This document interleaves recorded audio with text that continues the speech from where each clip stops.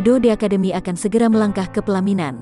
Sederet persiapan telah dilakukan. Saudara kembar Rizky DA itu telah melakukan pemotretan prewedding bersama sang calon istri, Syifa.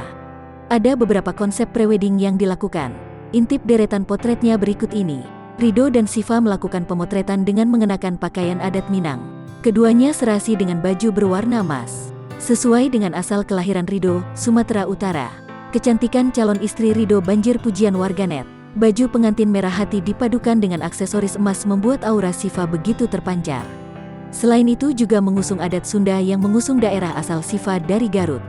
Keduanya memakai pakaian hitam yang dipadukan dengan bawahan kain batik. Syifa memakai hijab hitam, sementara Ridho memakai belangkon. Ridho dan Syifa juga melakukan pemotretan ala Arab. Keduanya memakai outfit berwarna hitam saling berpandangan dan mengukir senyum. Sederet warganet menuliskan doa untuk kelancaran pernikahan Ridho DA dan Syifa.